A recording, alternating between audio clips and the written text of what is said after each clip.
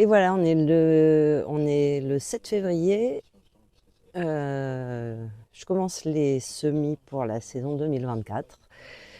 Ça fait toujours plaisir. Je sais pas vous, mais moi, février, c'est le moment où je suis au bout de ma vie du manque de luminosité. Euh, et du coup, de faire démarrer des semis, vraiment, ça amène à voir plus loin vers le printemps, vers l'été et tout. Et ça fait un peu de bien à la tête parce que là, vraiment, il fait gris tout le temps. Là, aujourd'hui, il y a du vent, il y a de la pluie. Bref, c'est vraiment pas l'éclate. Voilà, donc bon, ben, on va démarrer. Mais comme je disais dans la vidéo d'avant, je prends mes petites auges à maçon, voilà, que je remplis de terreau. Je vais vous montrer tout ça. Et puis après, enfin, je vais vous mettre dans la description des adresses de sites de semenciers. Alors, il y en a un qui est anglais, l'autre qui est américain. Bon, je pense que pour lire deux, trois instructions, c'est pas très grave si on parle pas bien anglais. Mais c'est juste que c'est beaucoup plus complet que, en tout cas moi, ce que j'ai pu trouver en France. Et il y a des indications sur la température de germination, la durée de germination. Et puis aussi, si on recouvre ou non les graines. En fait, il y a des graines qui ont strictement besoin de lumière pour que ça aide à germer, et il y a des graines qui ont strictement besoin d'obscurité, donc d'être recouvertes. Voilà, c'est important à savoir avant de faire quoi que ce soit. Bon, il y en a qui germeront, qui s'en fichent un peu, mais il y en a où c'est important à savoir. Voilà, et ce que je démarre maintenant, donc le plus tôt, c'est à la fois des espèces qu'en général j'ai semées une première fois en fin d'été, début d'automne. Donc c'est toute la gamme qu'on appelle les annuelles rustiques, qui sont des plantes annuelles. Donc si on les sème maintenant, elles fleuriront dans la saison. Mais elles sont également rustiques, donc elles sont capables de traverser un hiver à l'état de plantule. Et donc ça, enfin, je disais l'autre jour qu'on peut décaler une floraison en adaptant un peu l'exposition des plantes, en mettre une plutôt à mi-ombre et l'autre à plein soleil. Et théoriquement, la floraison sera un petit peu décalée. Là, on a la même plante qu'on sème à deux moments différents. Et pareil, normalement, on devrait avoir des floraisons étagées. Et puis après, il y en a d'autres que j'ai pas, qui sont des plantes qu'on dit semi-rustiques. Bon, j'ai pas exactement les températures en tête, mais c'est par exemple le statis. En latin, c'est Limonium sinuatum ou Statis sinuata. Je ne sais pas quel est le nom actuel. Il y a des plantes qui changent de nom régulièrement. Donc celle-ci, moi je l'avais, il y a 2 ans, je l'avais installée vraiment précocement, et au printemps, il y avait eu des gelées un peu tardives, et je crois qu'elle avait encaissé du -5, -6. Donc elle, je peux la lancer maintenant et puis la planter en début, milieu de printemps, a priori sans crainte, donc ce genre de plante. Et d'ailleurs, celle-ci en particulier, je pense que l'année prochaine, je la lancerai peut-être en début d'automne. Voilà, donc là, bon, enfin, il y a des plantes qui germent en une semaine ou un petit peu moins. Il y en a qui mettent jusqu'à bien 3 semaines. Mais globalement, là, je lance aujourd'hui, et à la fin du mois, j'effectuerai les premiers repiquages dans des alvéoles.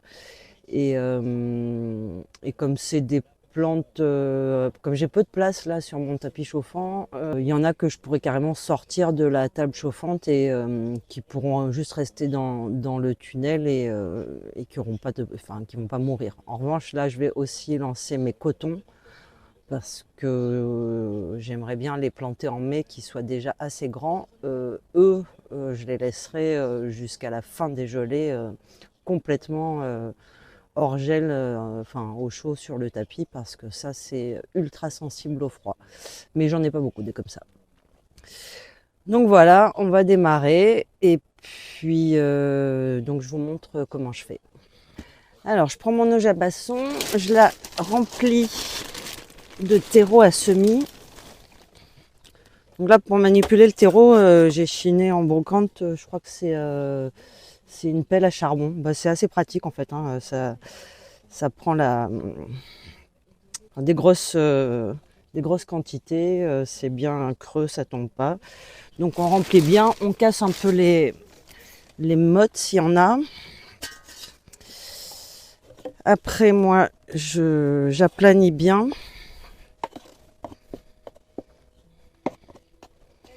C'est important de ne pas avoir de creux et tout ça, sinon après, quand on arrose, toutes les graines risquent de se décaler dans les creux. Bon, donc c'est assez important de faire un truc bien plat, sans aspérité. Voilà, je mets un coup d'eau. Voilà, en général, la plupart du temps, dans ces barquettes-là, je mets 3 types de graines. Et donc, je sépare à chaque fois par une petite tige sèche.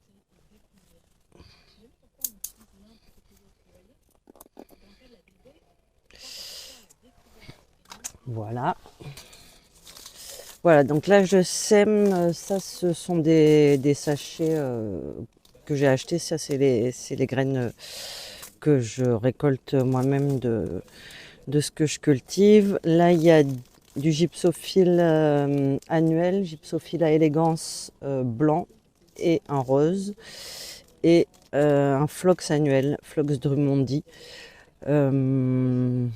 Donc, du coup, je vais mettre chaque gypsophile à une extrémité, les phlox au milieu, comme ça, même s'il y a une petite graine qui se balade, je saurai a priori qui sont les blancs, qui sont les roses.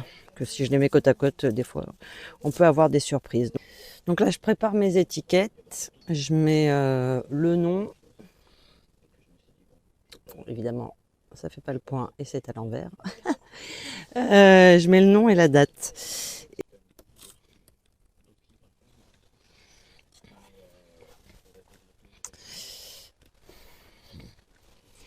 Et donc je reporte dans mon cahier de culture. Donc là, c'est un classeur avec des intercalaires. J'ai un intercalaire pour les semis, pour les boutures, pour les récoltes de graines, pour ce que je rempote dans les pots en taille de commercialisation. Ça me permet de garder un peu une vue sur mes quantités. Voilà, donc il y a différentes... donc là, je suis dans les semis. À chaque fois, je marque les noms et en fait, je mets une sorte d'accolade pour enfin, les 3 espèces à chaque fois que j'ai semé dans la même barquette. Comme ça, si pour une raison ou une autre, j'ai un problème avec une des étiquettes, a priori, je suis capable de retrouver l'étiquette manquante comme ça. Donc voilà, une fois qu'il y a les étiquettes, on peut y aller, on peut semer. Alors, on essaye de semer pas trop drus, parce qu'après, il va falloir récupérer les petits plants pour les repiquer. En revanche, si vos graines sont un peu anciennes, forcez un peu sur la quantité, parce qu'il se peut que le taux de germination soit pas incroyable. Du coup, ça peut être bien de forcer un peu pour être sûr d'avoir quand même un certain nombre de levées.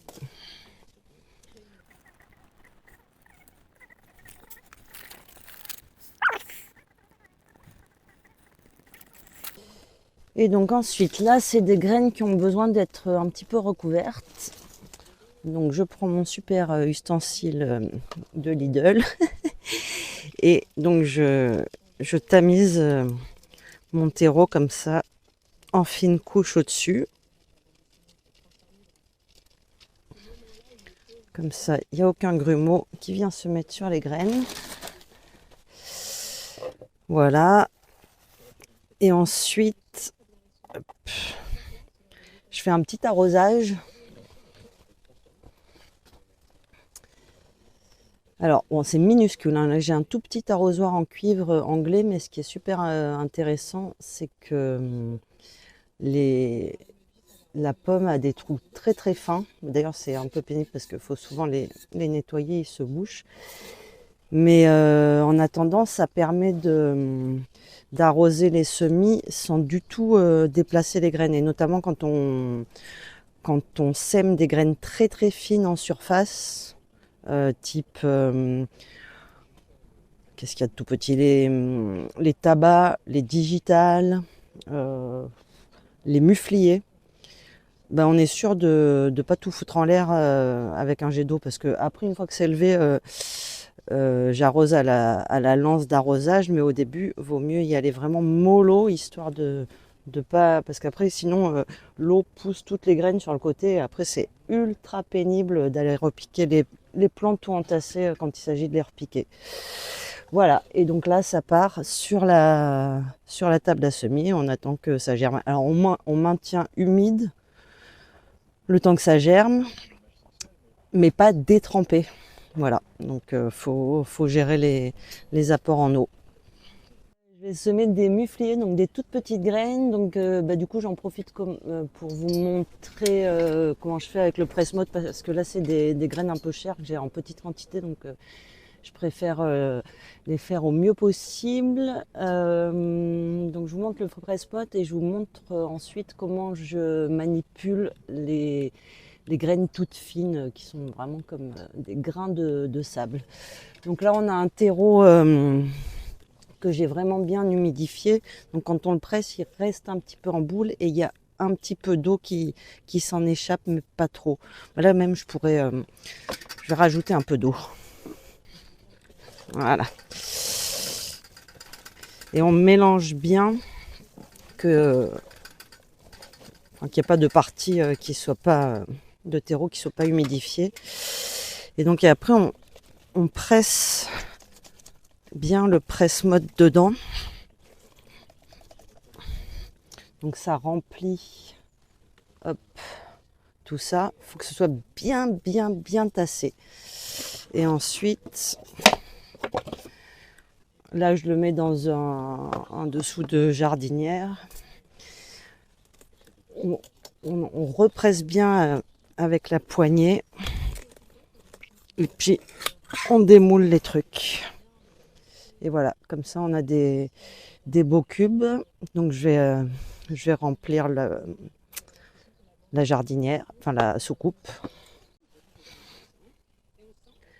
Voilà, là j'ai mis les petites graines.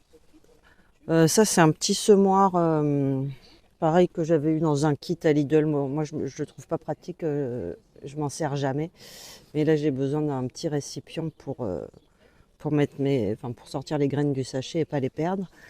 Donc ce qu'on fait, c'est qu'on humidifie la pointe d'un crayon, soit sur la langue, soit dans un petit, soit avec de l'eau simplement. Voilà. Après, hop, on prélève une graine avec la pointe du crayon. Je ne sais pas si vous verrez parce que c'est flou.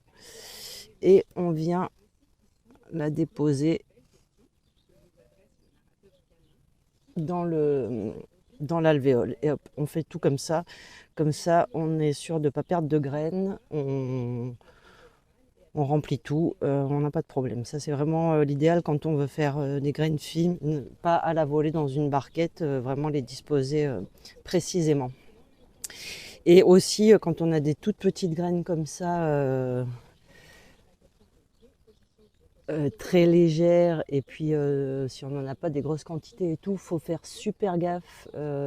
Si on fait ça en extérieur, vaut mieux pas faire ça en extérieur en fait, parce qu'au moindre coup de vent, on n'a plus rien. Voilà. Et après, idem, hein, donc on recouvre s'il y a besoin à chaque petit creux. On arrose, on identifie et hop, on attend que ça germe.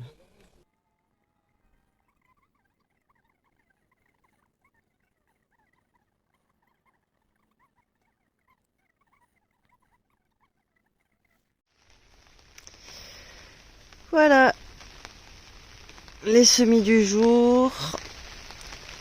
Là-bas, j'ai mis sur la nappe chauffante juste quelques boutures là qui étaient encore là, que je mets là, qui prendront certainement mieux. Les petits oxalis qui seront probablement bien mieux avec un peu de chaleur aussi. Voilà, et on va jouer à Tetris là-dedans pendant les 3 prochains mois parce que c'est pas beaucoup de place. Donc comme je vous ai dit, là j'ai des annuels rustiques, plus ou moins rustiques, donc des immortels qui sont un petit peu rustiques mais pas beaucoup. J'ai certaines vivaces qui sont capables de fleurir la première année.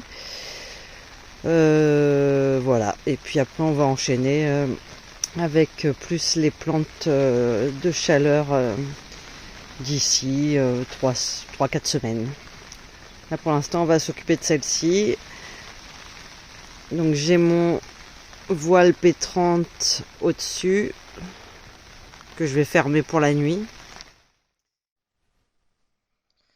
Bon ben ce matin c'est retour au marché et pas de chance. Apparemment c'est grosse pluie, tous les modèles météo annonce de la pluie toute la matinée. Après, c'est terminé. Bon, on va bien voir. Ben voilà, je suis arrivée à Tours et il pleut. Ça va être l'éclate de déballer. Donc, je voulais vous montrer un peu, mais alors là, du coup, je vais même pas sortir. Les fleurs séchées, tout ça, ça craint trop. Voilà. Et donc, on est samedi 10 février.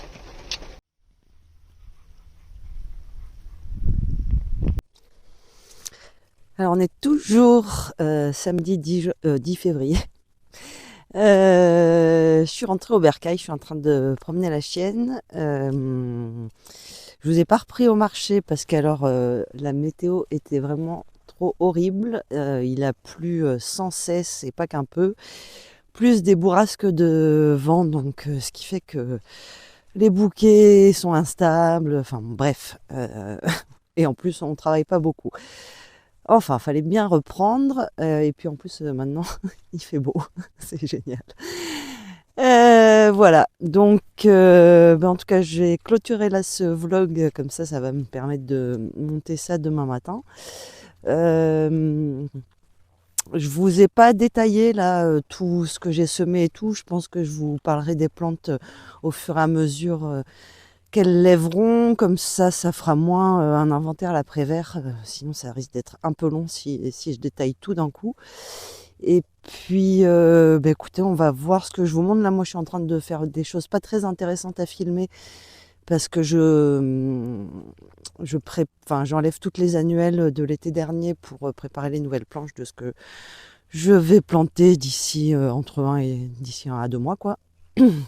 Donc voilà, c'est assez répétitif. Je vous parlerai peut-être de livres, chaînes YouTube, blogs, sites, etc. qui sont intéressants à connaître pour cultiver des fleurs, que ce soit pour son propre jardin bouquetier personnel ou professionnellement. Et puis voilà, et puis peut-être la semaine prochaine, je pourrai vous emmener au marché pour de vrai. Voilà, en tout cas, merci beaucoup pour les petits pouces, pour avoir regardé les précédentes vidéos. C'est cool, je suis contente de l'accueil. Et puis, à la semaine prochaine.